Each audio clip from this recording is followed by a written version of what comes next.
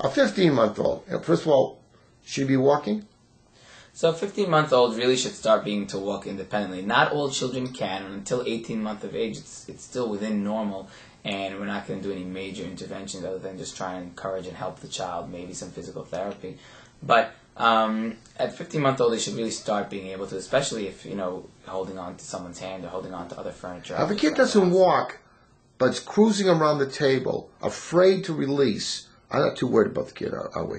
Sure, as long as they're doing everything else normally, everything else they're developing fine. They just have this concern, it seems, or they just don't want to. That's okay. We'll give them some more time, and we give them a couple more months, and we watch them. If he can break Aunt Ming's vase on the table, he's okay, right? Sure. Okay. Again, this is assuming that the examination is completely normal. You should still be evaluated by your doctor, but they have to make sure that as long as the muscle tone is fine and everything else is fine, it's really not too much of a concern. Now, speech. That's a little, there's two types of speech, Right. Words and expressive. Should they be speaking right now, a couple of words? Yeah, at 15-month-old, they should already have at least, one or two words, maybe more. And they're really developing their language. They're starting to use language to communicate with parents to get what they need and to get what they want.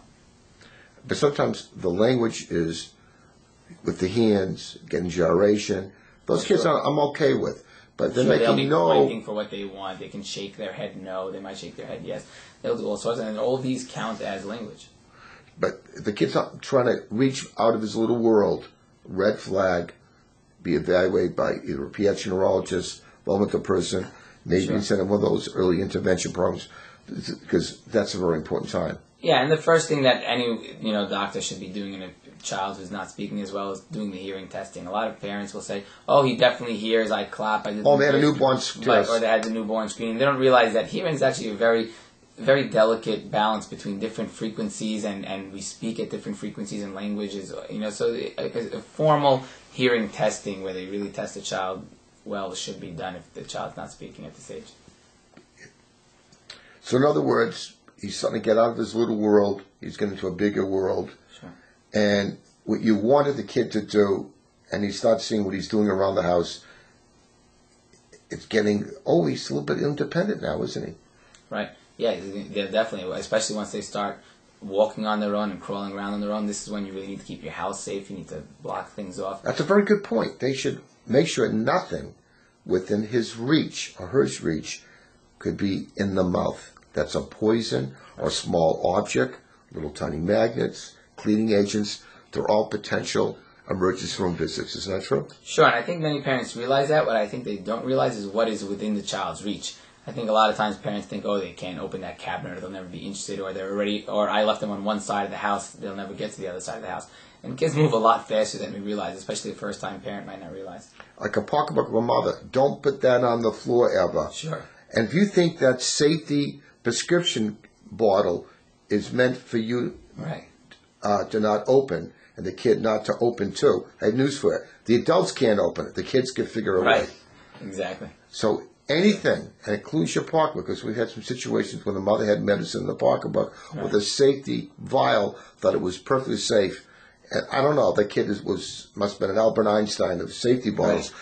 He did it in about 2 seconds and swallowed about 20 pills. Right. So that is something people forget about. Yeah, and this is especially of concern in when the child goes to, let's say, the grandparents' house, where a lot of times they'll give the grandparents bottles without the safety cap on it because of their arthritis, whatever other reasons. And they think that just because it's in a high cabinet or somewhere where the child can reach it, he's not going to get to it. But children climb, they get to a lot of places, and they're very curious. And these things look like candies to them. And a lot of these medications, especially medications that older people are taking, could be very dangerous for children. And I'm going to re-emphasize, log what the kid's doing, and I want everybody to videotape at different ages what the kid's doing. Sure. And the reason for this, if concerns come later on of any kind of an issue, you forget what the kid did at 15 months, the kid did at 4 months. Because in case something changes or some concerns come up, it's a wise maneuver. Is that true? Yeah, it's always great when I get a patient who comes with concerns over what their child was doing before and is doing now. And a lot of parents will come with a videotape, and I can just sit and watch the video on a DVD or on a camera itself, and that's very helpful in actually seeing, because, like we say, a picture's worth 1,000 words, and a video is really, it's very crucial in making. And What you're worried about, You see he'll the video, never you know do it in the exactly. doctor's office. Is that true? Sure. Makes a lie of everything. But you get videotape, it proves it. Right.